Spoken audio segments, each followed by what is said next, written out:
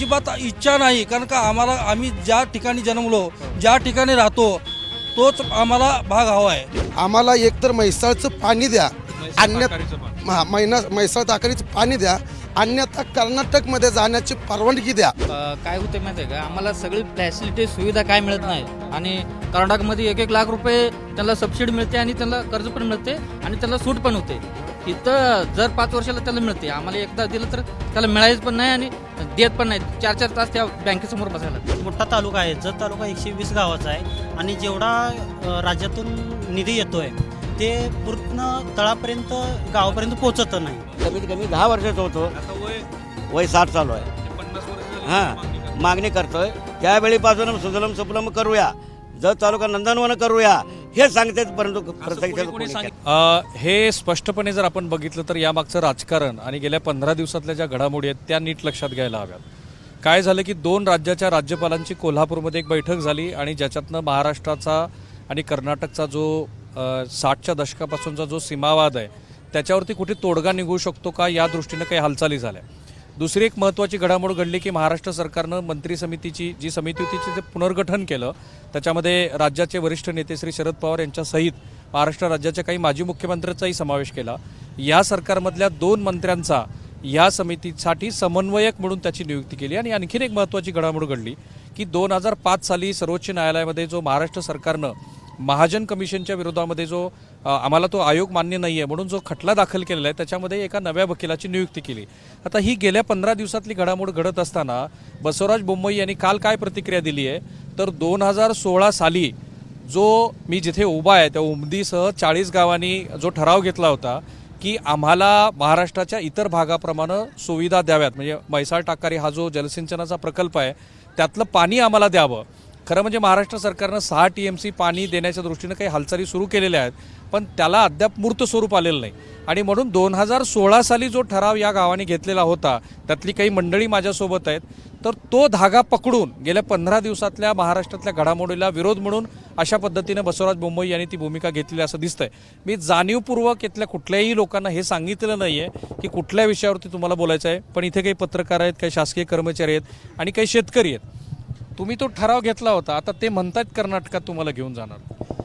कर्नाटकात जायचा विषय खूप मोठा नाही, तर नाही जायचं आमच्या मनामध्ये नाही. परंतु एवढ्या वर्षाचा एक टोटली पाठीमागचा एक विषय बघितला तर महाराष्ट्र गव्हर्नमेंट, आम्ही महाराष्ट्रात राहत असून सुद्धा, महाराष्ट्रात सांगली जिल्ह्यात जत तालुक्यात राहत असून सुद्धा ज्या सुविधा आम्हाला या 40 गावांना द्यायच्या आहेत जशा म्हणजे पाणी प्रश्न खूप मोठा आहे. या ठिकाणी 1000 फुटाच्या वर बोर खांदावं लागतं. कुठल्याही प्रकारची नदी नाही आणि कुठल्याही प्रकारचं पाण्याचा स्रोत नाही. आणि जे काही कुठलं बाकीचं जे शेतीचं नुकसान झालं, नुकसान भरपाईपासून कुठल्याही आमदाराचं कुठल्याही नेत्याचं या 40 गावावरती लक्ष नाही. फक्त आम्ही राहतो महाराष्ट्रात एवढंच आणि आम्हाला चिटकून कर्नाटक हा भाग चालू होतो. त्या कर्नाटकाच्या प्रत्येक भागामध्ये पाणी सगळीकडे फिरलेलं आहे. आम्हाला फक्त गव्हर्नमेंटकडे एवढंच म्हणणं आहे, आम्हाला तुम्ही कुठल्याही प्रकारचा पैसा देऊ नका, परंतु आम्हाला जो काही शेतीसाठी पाण्याचा प्रश्न आहे तो प्रश्न निकालात लावा. प्रत्येक 5 वर्षाला आमदार येतो, खासदार येतो, सांगतो की मला निवडून द्या, मी तुम्हाला पाणी आणून देतो. थोडक्यात तुमचा महाराष्ट्रातल्या लोकप्रतिनिधीवरती, राज्यकर्त्यावरती राग आहे. हा, तुम्हाला कर्नाटकात जायचं नाही. कर्नाटकात अजिबात इच्छा नाही, कारण का आम्ही ज्या ठिकाणी जन्मलो, ज्या ठिकाणी राहतो तोच आम्हाला भाग हवा आहे. ठीक आहे, पहिली प्रतिक्रिया थेटच आलेली आहे. काही शेतकरी बांधव आहेत, पत्रकार आहेत तुम्ही, मुळात अनेक लोकांशी भेटता बोलता 2016ला काय झालं होतं, कारण असा प्रतिदावा केला गेलेला आहे की 40 गावांनी तर ठराव घेतलाच नव्हता, मूळचा प्रश्न तर 65 गावचा होता.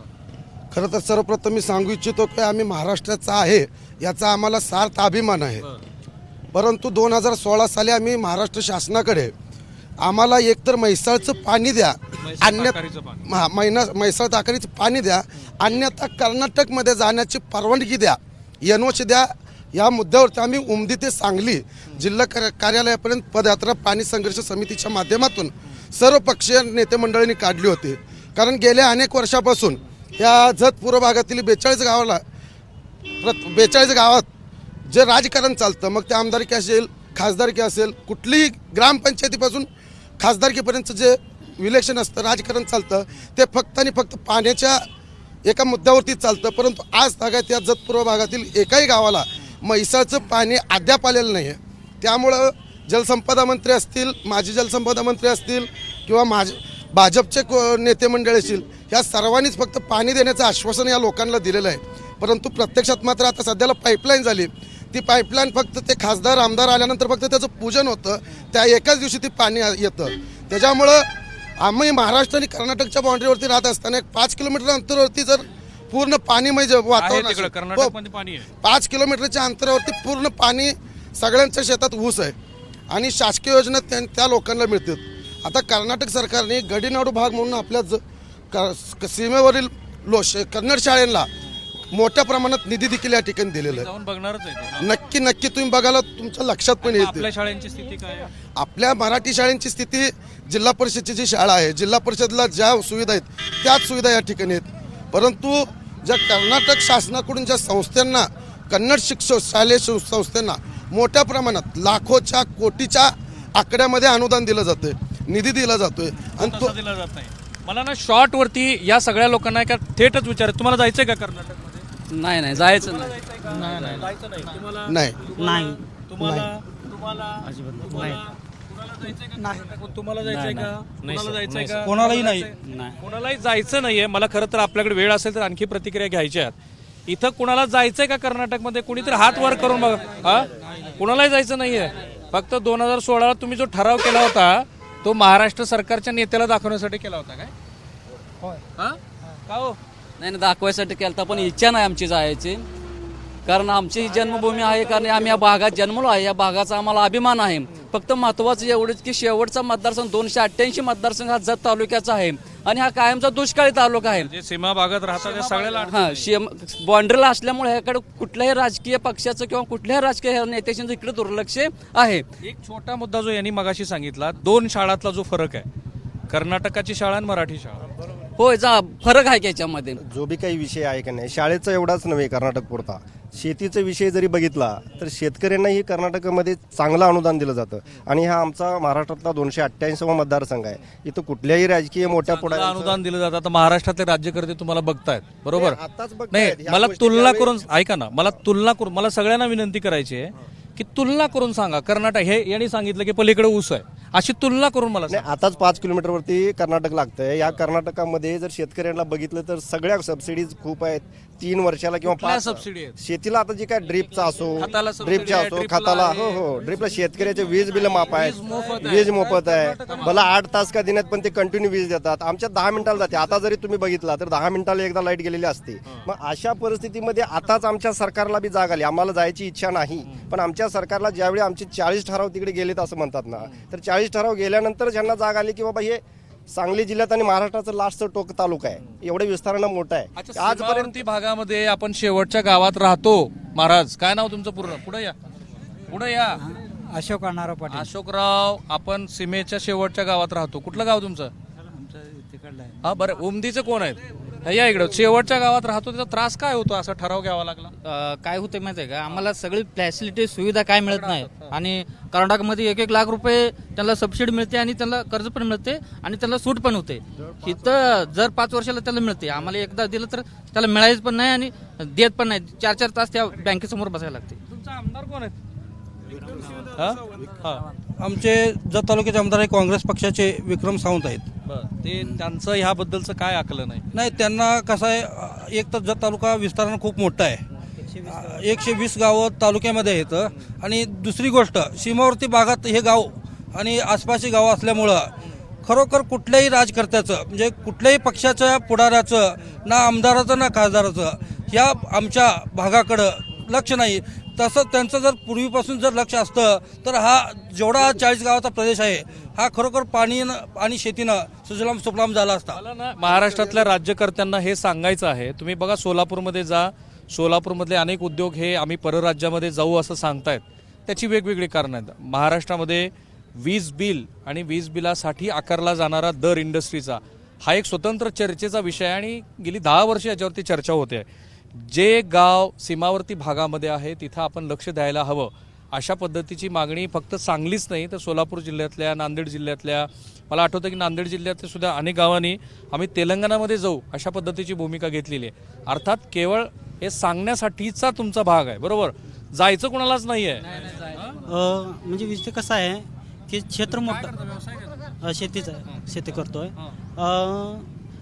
मोठा तालुका आहे, जत तालुका 120 गावाचा आहे आणि जेवढा राज्यातून निधी येतोय ते पूर्ण तळापर्यंत गावापर्यंत पोचत नाही. आणि गोष्ट एखादा म्हणजे आता समजा म्हैसाळ योजना आहे, आता तालुक्यातल्या प्रत्येक कुंभारी, कोसारी, बिरोळ त्या साईडला 2 वर्ष पाणी गेलं आणि आमच्या उमदी, जाडरोबलाद, नंतर उटगी, सोन्याळ, इकडं अंकलगी, संक, अजून त्या गुटापूर त्या भागात माडगाळ त्या ठिकाणी अजून पाणीच नाही आहे. आणि जिकडं आणि कवठेमंकाळ, तासगाव आणि सध्या इकडं मिरज वगैरे तिकडं टेंबू, ताकारी, म्हैसाळ योजना आहे, सायपनची योजना आहे. मला असं म्हणायचं आहे की सांगली जिल्ह्यातले सांगली जिल्ह्यातले जे महत्वाचे प्रबळ नेते आहेत त्यांनी आपापल्या गावाचं काम करून घेतलं असंच म्हणायचं का तुम्हाला? हा नक्की. हा आणि तिकडं पाणी त्यांच्या जवळ आणि सायपन योजनेचं पाणी असल्यामुळं त्यांना रेग्युलर जात आहे. आमची मोटरच्या साहाय्याने पाणी असल्यामुळं आमच्यापर्यंत पोहोचत नाही लवकर.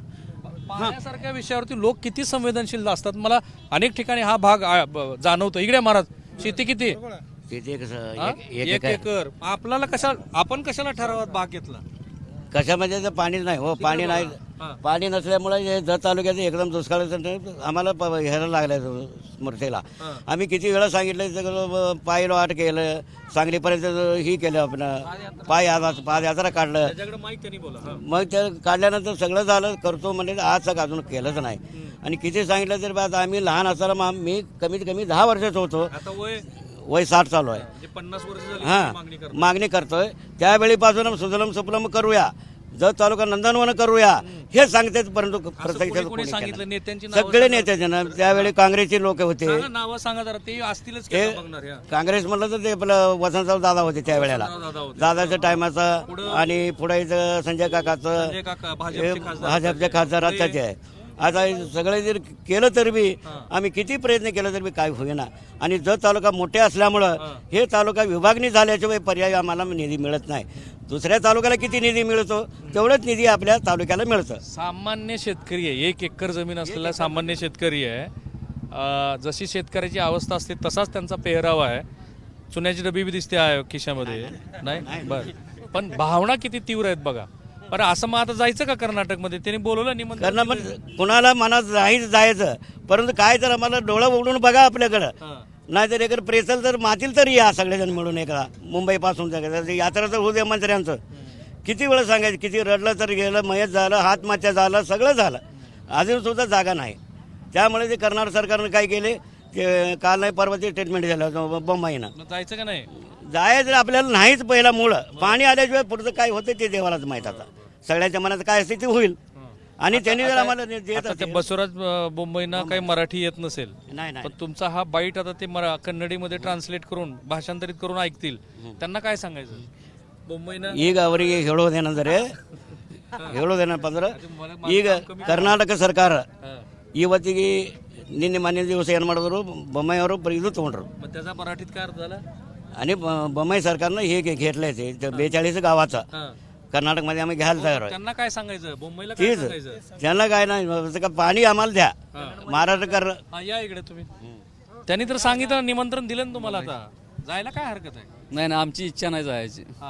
कारण का माहिती आहे का, आम्ही पूर्ण महाराष्ट्राचा महाराष्ट्राचा असल्यामुळे फक्त एवढंच की राजकीय नेत्यांनी ह्या तालुक्याकडे लक्ष द्यायला पाहिजे. कारण पाण्याचा प्रश्न आहे. पाण्याचा प्रश्न जवळ जसं मी पहिलीला दुसरीला असल्यापासून ऐकतोय. जमीन तुमची? माझी जमीन आहे 6 एकर.